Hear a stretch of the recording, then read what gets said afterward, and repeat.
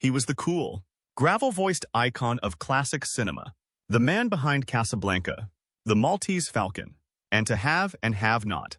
Humphrey Bogart wasn't just a star, he was a legend. But behind the smoke-filled rooms and camera flashes lurked a chilling truth no studio ever wanted the world to know. Did you ever suspect that Humphrey Bogart's real life might be darker than the characters he played? Comment 1 for yes, or 0 for no below. Because the story you're about to hear is one Hollywood worked hard to bury. The dark side of Humphrey Bogart. Humphrey Bogart is remembered today as one of the greatest legends of classic Hollywood, an icon of cool cynicism, tough guy charisma, and romantic tragedy. With timeless roles in Casablanca, The Maltese Falcon, and To Have and Have Not, Bogart's legacy has been carefully polished into that of a cinematic hero. But behind the camera, behind the smoky bars and unforgettable one-liners, there was a more complicated and often troubled man, a darker side to the actor that has long been overshadowed by his silver screen image. This is the Bogart that few discuss, the volatile drinker, the combative personality, and the deeply flawed human being wrestling with demons of his own making. A battle with alcoholism. Perhaps the most defining and ultimately destructive aspect of Humphrey Bogart's private life was his chronic dependence on alcohol. On screen, his rough-edged voice, brooding glare, and hard-boiled confidence became hallmarks of the quintessential American anti-hero. Off-screen, however, that same image was in many ways a reflection of his real-life struggles. Bogart didn't just play the part of the hard-drinking loner, he lived it. In the Hollywood of the 1940s and 50s, heavy drinking wasn't merely tolerated, it was glamorized. Bogart's image as a whiskey-soaked, chain-smoking man of the world was embraced by the media and often played up by the studios. Tabloids depicted him as the cool, unflappable rebel, the last of the tough guys in a town full of phonies. But those glossy portrayals masked a much more painful reality. Bogart was a functioning alcoholic, and behind his magnetic screen presence was a man who often teetered on the edge of collapse. His drinking began early and escalated steadily. What may have started as a social indulgence or an escape from the pressures of fame soon became a crutch, something he relied on not only to unwind, but to numb emotional wounds. Colleagues and close friends observed that he was rarely without a drink in his hand during his downtime, and that even during production, he would sometimes retreat to his trailer to quietly nurse a bottle between takes. As the years wore on, the effects of his drinking became harder to conceal. Bogart would sometimes show up to sets visibly intoxicated or nursing a savage hangover. His famous precision as an actor dulled by fatigue and irritability. Directors found it increasingly difficult to work with him, not because he lacked talent, his performances were often still brilliant, but because his moods became unpredictable. One moment he was charming and witty, the next, surly and withdrawn. Alcohol didn't just impair his work, it also strained his personal relationships. Though Bogart could be warm, generous, and fiercely loyal, his darker moods made him volatile. Friends, co-stars, and even his wives, most famously Lauren Bacall, endured the brunt of his rages and insecurities. Those close to him described nights filled with arguments, shouting matches, and unpredictable behavior. There were times he would lash out verbally, cutting down those he loved with cruel sarcasm or accusatory remarks, only to retreat hours later in remorse. Volatile and combative personality. Bogart was also known for his combative nature. Even when sober, Bogart was known to be headstrong and defiant. He had little patience for authority and was famously unafraid to speak his mind, traits that earned him both admirers and enemies within the studio system. He often clashed with producers and studio executives over creative control, contract terms, or personal slights, real or imagined. In some ways, his refusal to bend to Hollywood's rules helped solidify his legendary status. But in other cases, his confrontational approach created unnecessary tensions and led to broken alliances. More than once, disagreements on set turned into full-blown verbal altercations. Bogart was unafraid to challenge fellow actors if he felt they were disrespecting him, and a few physical altercations are rumored to have occurred behind closed doors. He had a sharp, often vicious wit, deadly in the right context, but devastating when used as a weapon. Co-stars who once admired his talent found themselves walking on eggshells, never quite sure which version of Bogey they would encounter that day. At the core of all this was a man who, for all his fame, bore deep emotional scars. There was an undercurrent of insecurity that ran beneath his rugged exterior, feelings of not being good enough, of not being truly understood. Some believe that Bogart drank not just for pleasure, but as a form of self-medication to drown out old wounds, perhaps rooted in his strict, emotionally distant upbringing, or in the emptiness that fame and wealth failed to fill. Despite it all, there was always a spark of humanity in him that endeared him to many. Those who remained close to Bogart throughout his life insisted that behind the gruffness was a sensitive, deeply intelligent man, loyal to his circle, passionate about his craft, and capable of great tenderness, especially in his later years with Bacall. But it was a tenderness often buried under layers of alcohol-fueled bravado, loneliness, and inner torment. Tumultuous relationships. Humphrey Bogart's relationships, whether romantic entanglements or deep friendships, were rarely simple, often marked by a combustible mix of passion, insecurity, and personal demons. Before he found enduring love with Lauren Bacall, Bogart's love life was a stormy landscape riddled with jealousy, betrayal, and emotional chaos. His first 3 marriages were less stories of companionship than cautionary tales, of volatile unions doomed by temperaments that clashed more often than they connected. His 3rd marriage, to actress Mayo Methot, became infamous both inside and outside Hollywood. Methot, like Bogart, was a heavy drinker, and together they formed a toxic, combustible pair. What began as a whirlwind romance quickly devolved into a relationship defined by suspicion and fury. The press, quick to seize on the drama, dubbed them the Battling Bogarts, a moniker that, while catchy, barely captured the intensity of their dysfunction. Their arguments were legendary, erupting during parties, on studio lots, or even in restaurants, vicious, and occasionally violent. Neighbors spoke of shattered glass and shouted obscenities. Friends recounted episodes of sudden rages and stormy reconciliations. Methot allegedly once stabbed Bogart in a drunken rage, and while some chalked it up to tabloid exaggeration, others close to the couple quietly confirmed that their fights often turned physical. At the core of their tumultuous dynamic was a shared dependency on alcohol and a deep-seated fear of abandonment. Both were prone to paranoia and mood swings, and both accused the other of infidelity. The relationship became a psychological battleground, with each fight taking a piece of them and leaving behind fresh wounds. Yet, for years, Bogart remained. Whether it was guilt, loyalty, or inertia, he seemed unwilling or perhaps unable to walk away from the chaos. His closest friends speculated that he saw the dysfunction as penance for his own shortcomings. It wasn't until Lauren Bacall entered his life that he finally found the strength to break free. But even Bogart's iconic romance with Bacall began with scandal and whispers. When they met on the set of To Have and Have Not in 1944, Bacall was just 19, a striking newcomer whose sultry voice and composed demeanor belied her age. Bogart, at 44, was a world-weary star in a failing marriage.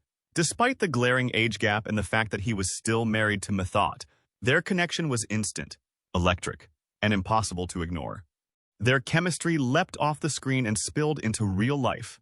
As their affair deepened, rumors circulated through Hollywood like wildfire. Friends warned Bacall about Bogart's temper, his drinking, and his complicated past. Others accused Bogart of acting irresponsibly, abandoning his wife during a breakdown, chasing a much younger woman in the midst of his midlife crisis. But to those who knew him well, Bacall's arrival marked a turning point. For the first time in years, Bogart appeared genuinely content, gentler, more grounded, more hopeful. She brought calm to his chaos, and in her, he found not only love but redemption. Still, the road to their union wasn't smooth. Bogart struggled with guilt over leaving Methot, even as their marriage had clearly decayed beyond repair.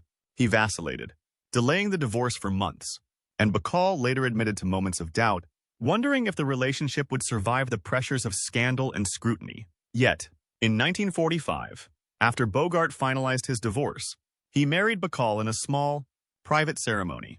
She was his 4th wife, but, as many would say, his first true love. Though their marriage would face its own tests, his lingering struggles with alcohol, long film shoots, and the demands of fame, it was by far the most stable and loving chapter of his romantic life.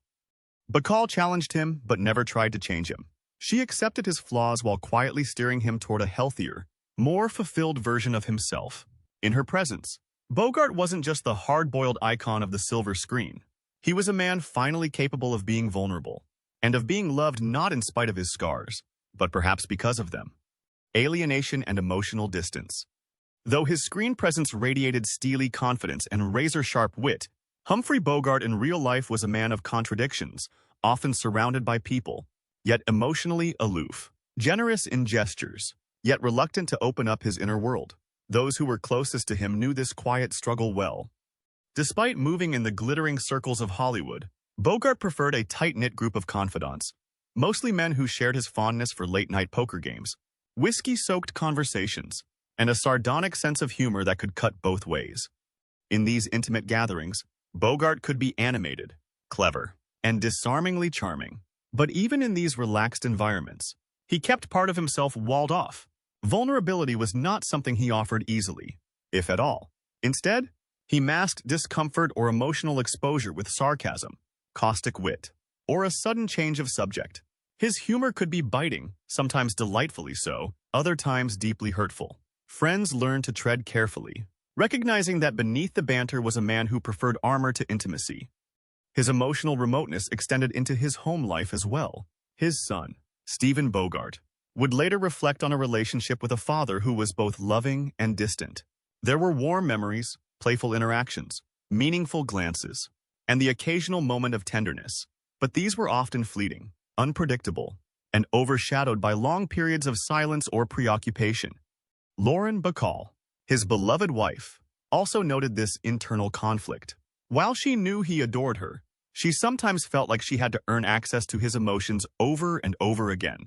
Bogart was capable of deep love but struggled to consistently show it outside the structured world of scripts and cameras. Ironically, the same man who portrayed aching vulnerability and moral clarity so convincingly on screen could not always find the words in real life. His roles in films like Casablanca or In a Lonely Place showcased a man capable of passion, regret, and raw emotional exposure, qualities that his closest companions sometimes yearned for but rarely received in real time. This emotional reserve was not the only area where Bogart's complexities came to the fore. His political engagement in the late 1940s revealed a deeply conflicted man, one who wanted to stand up for justice but found himself wavering under pressure. In 1947, Bogart joined a group of prominent Hollywood figures, including Lauren Bacall, Danny Kaye, and John Huston, on a highly publicized trip to Washington, D.C., as part of the Committee for the First Amendment. Their goal was to protest the House Un-American Activities Committee's, HUAC, growing persecution of suspected communists in the entertainment industry. Bogart's participation was seen as courageous. He spoke out against censorship, blacklists, and the erosion of civil liberties. For a time, he was hailed as one of Hollywood's most principled voices. Yet, the tide soon turned. The political atmosphere grew more toxic, the consequences more immediate. Accusations of communist sympathies began to swirl not just around those they supported, but around the protesters themselves. Studio heads grew nervous. Careers began to suffer. And suddenly, the costs of idealism became too high. Under mounting pressure, Bogart issued a public retraction in the pages of Photoplay magazine, declaring that he had been misled and that he was not a communist sympathizer. While the move may have been a strategic act of survival in an industry gripped by fear, it left many of his liberal allies disillusioned. Some saw it as a betrayal. Others, more sympathetic, viewed it as evidence of the impossible choices artists faced in that era, torn between conscience and career, between loyalty and livelihood. For Bogart, it was a moment of internal reckoning. His retreat from the cause seemed to haunt him, even if he rarely spoke of it again. The man who had so often played characters of fierce integrity and moral resolve had, in a real-life moral crisis, blinked. It didn't make him a coward, perhaps just human, flawed, and ultimately uncertain in a world where there were no easy answers. A life shaped by early trauma. Part of the darkness that lingered in Humphrey Bogart's personality may have had its roots in the earliest chapters of his life, formative years marked not by deprivation, but by a subtler, colder kind of neglect. Born into an affluent family on the Upper West Side of Manhattan in 1899, Bogart was surrounded by the trappings of privilege, a well-appointed home, elite schooling, and access to the upper echelons of New York society. But for all the outward signs of stability, His childhood was emotionally barren, a gilded cage with little warmth. His father, Belmont DeForest Bogart, was a respected heart surgeon, but also a man plagued by chronic pain and an eventual addiction to morphine. The elder Bogart's growing dependency led to erratic behavior and long stretches of absence, both physical and emotional. He was a figure of authority rather than affection, distant, stern, and increasingly unreliable. For young Humphrey, this left a confusing mixture of admiration and resentment. The boy who might have once sought guidance from his father instead learned to keep his feelings close to the chest, developing a mistrust of authority and a reflexive need for emotional self-sufficiency. Bogart's mother, Maud Humphrey, added another layer to the emotional complexity of his upbringing. A prominent commercial illustrator and suffragette, Maud was a successful, strong-willed woman in a male-dominated world, a quality Bogart may have respected but also struggled with. She was known for her perfectionism and icy demeanor, and while she proudly used her son's likeness in advertising illustrations during his childhood, she reportedly showed little affection toward him. Praise was rare, and criticism, when it came, was often sharp. There is little evidence to suggest a nurturing maternal bond between them, and in adulthood, Bogart rarely spoke of her with warmth. This combination of emotional coldness and high expectation created a young man who learned to survive by suppressing his needs. Vulnerability was dangerous in the Bogart household. It invited criticism or was met with indifference. The emotional armor he began constructing in childhood became his most enduring defense mechanism. As he matured, that armor hardened into the stoicism, sarcasm, and cutting wit that audiences would later see on the silver screen. But off-screen, it often manifested as detachment, mistrust, and difficulty forming deep, consistent emotional bonds. Those who knew Bogart well believed that the bitterness, cynicism, and world-weariness that defined many of his most iconic roles weren't entirely acts. They were echoes of a lifetime spent fending off disappointment, first from his parents, then from the treacheries of fame, love, and human frailty. In many ways, his legendary coolness, his quiet strength, and his refusal to capitulate to sentiment were all rooted in survival. The film noir anti-hero he embodied so perfectly was not merely a performance, it was a mirror. Even as he charmed audiences with his sharp tongue and unflappable presence, Bogart was carrying the burden of an emotional inheritance he had never been taught how to lay down. And while he would eventually find some degree of comfort and love with Lauren Bacall and their children, the shadows of his upbringing never fully lifted. They shaped his worldview, his relationships, and the sometimes impenetrable walls he kept around his heart. How it happened? Keep watching to find out. Early trauma. Humphrey Bogart. Born Humphrey DeForest Bogart on December 25, 1899, in New York City, emerged from relatively fortunate beginnings to become one of the most famous and lasting personalities in American cinema. He was often known simply as Bogey, and he personified a new type of cinematic hero. Someone who combines rugged streetwise appeal with deep emotional depth. Despite a late start in cinematic fame, Bogart made an enduring impression on Hollywood's golden age. He received accolades not only for his distinct film appearance, but also for his passion to his art and the legacy he helped shape. Bogart was born into a well-off family. His father, Belmont DeForest Bogart, was a prominent cardiac surgeon. His mother, Maud Humphrey, was an accomplished illustrator and activist. He attended premier preparatory institutions and had initially planned to pursue a career in medicine or law. However, following a brief stint in the U.S. Navy during World War I, where he supposedly received the scar on his lip that subsequently led to his signature lisp, Bogart turned to the stage. He began working on Broadway in the 1920s, originally in minor parts and as stage manager. While his early stage work was essentially forgettable, it paved the way for his acting discipline and cinematic sensibility. His journey to Hollywood in the 1930s was slow and characterized by typecasting. Bogart was frequently cast as gangsters and villains in his early Warner Brothers films. Breakthrough performance. It wasn't until his breakout performance as the cruel Duke Manty in 1936's The Petrified Forest that critics and viewers recognized his talent. Nonetheless, true stardom eluded him for several years. Bogart's craggy looks and modest manner made him an unsuitable candidate for the era's more romantic, clean-cut leading man image.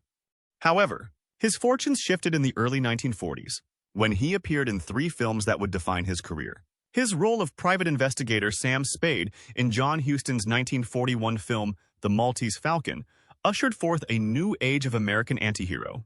The picture is today recognized as one of the first and most significant instances of cinema noir. Bogart's portrayal influenced the hard-boiled character that would dominate the genre. During the tumultuous years of World War II, audiences responded to his laconic tone, moral ambiguity, and world-weary pessimism. Then came Casablanca, 1942, the film that cemented Bogart's place in cinematic history. Bogart's portrayal of Rick Blaine, the cynical nightclub owner who eventually sacrifices his happiness for a higher cause, had a profound emotional depth unmatched in his career.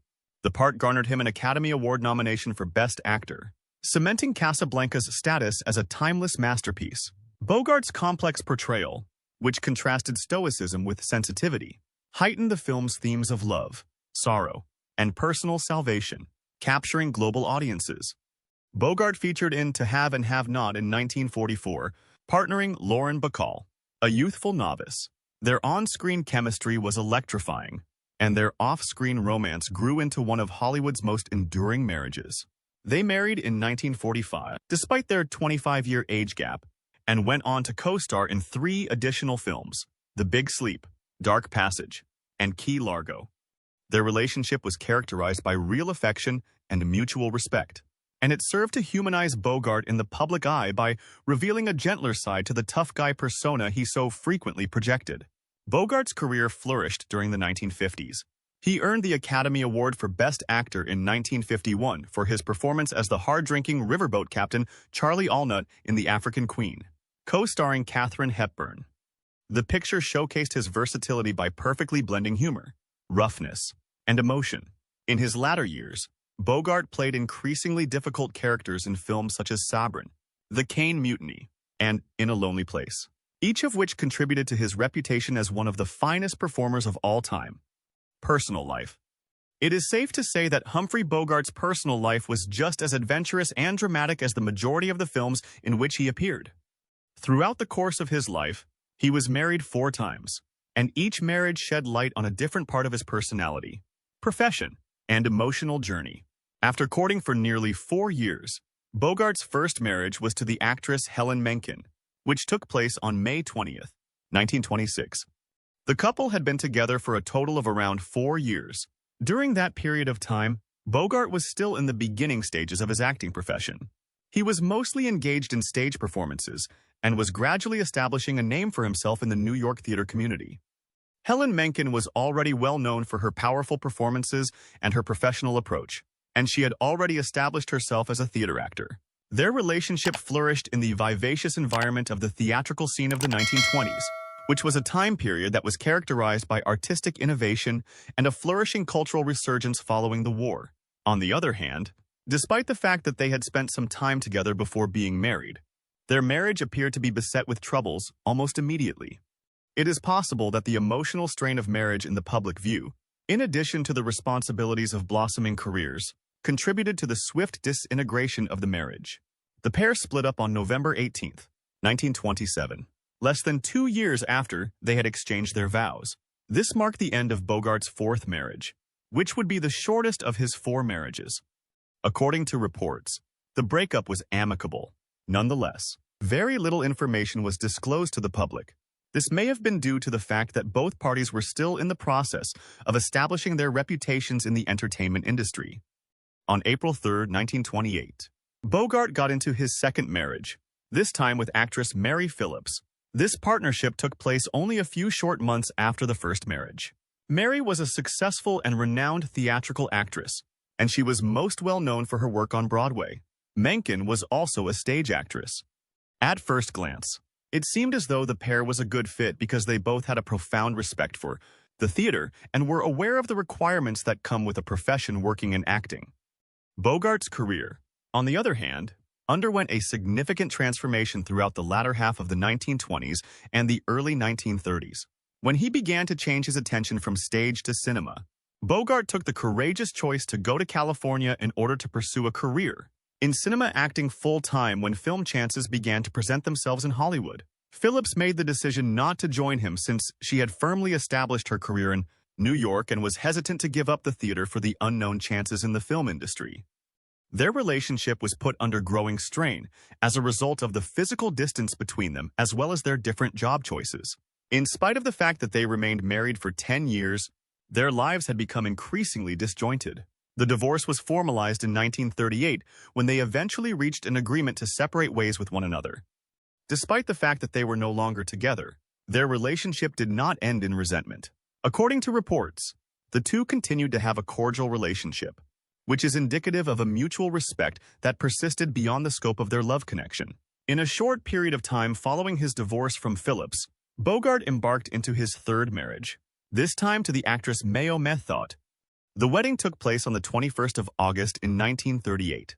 Film and stage acting were both part of Methot's career, but she struggled with mental health issues, and it was during Bogart's rise to prominence in Hollywood that the two fell in love.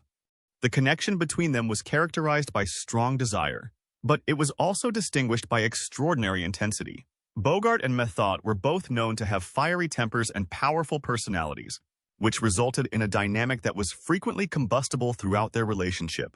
According to reports, Methot suffered from alcoholism and was highly insecure, all of which served to exacerbate the problems that already existed inside their marriage.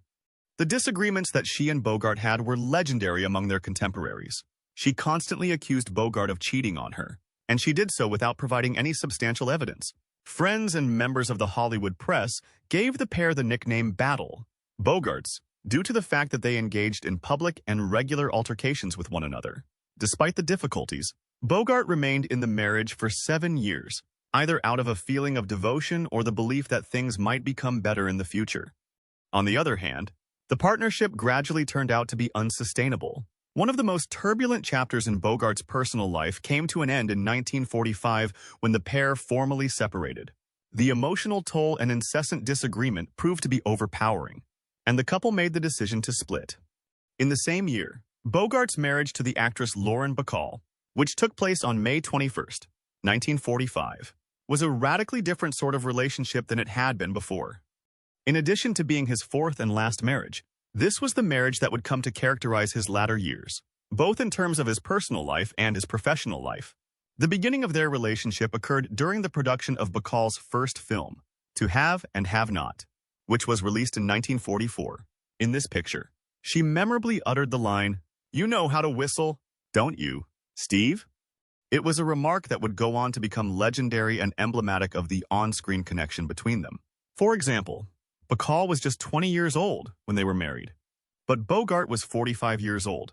This was a large age gap of 25 years, which caused some people in the Hollywood community to raise their eyebrows. On the other hand, their connection was indisputable, since it was founded on mutual admiration, respect, and a passion of acting that they both shared. In contrast to his previous marriages, Bogart and Bacall were able to establish a solid and long-lasting alliance that allowed them to successfully reconcile their professional activities with their personal lives. After that, they went on to feature together in a number of great films, such as The Big Sleep, Dark Passage, and Key Largo, which further cemented their position as one of the most cherished screen couples in Hollywood. Their union resulted in the birth of 2 children, a son, Stephen Humphrey Bogart, who was born in 1949 and named after Bogart's character in To Have and Have Not, and a daughter, Leslie Howard Bogart, who was born in 1952 and named after the British actor Leslie Howard, who was Bogart's close friend and co-star in the 1936 film The Petrified Forest. It was believed that Bogart was a loving and dedicated father who cherished the time he spent with his children and embraced the joys of home life. This aspect of Bogart's personality stood in stark contrast to the blunt and resolute character he presented in the film industry. Last Days. Despite these personal flaws, it's critical not to reduce Bogart to his worst qualities. Like many great artists, he was a man of paradoxes, capable of immense loyalty, charm, wit, and kindness. He stayed friends with many individuals for decades and was adored by his co-stars, particularly in later years. However, pulling back the veil of his mystique reveals that Bogart was more than just a hero. He was a guy plagued by insecurity, prone to self-destructive behavior, and capable of hurting those closest to him. His fame has persisted precisely because he harnessed all of these intricacies into remarkable performances that are still relevant today. His marriage to Bacall was robust until his death from esophageal cancer on January 14, 1957, at the age of 57. Bacall remained by his side throughout his illness, and after his death, she frequently talked about Bogart with affection and admiration. Was Bogart a product of his time, or a prisoner of his own demons? What do you think? Can we separate the legend from the man? Let us know in the comments. Like this video if you respect the courage it takes to look behind the curtain, and subscribe for more powerful stories that reveal what fame tried to hide.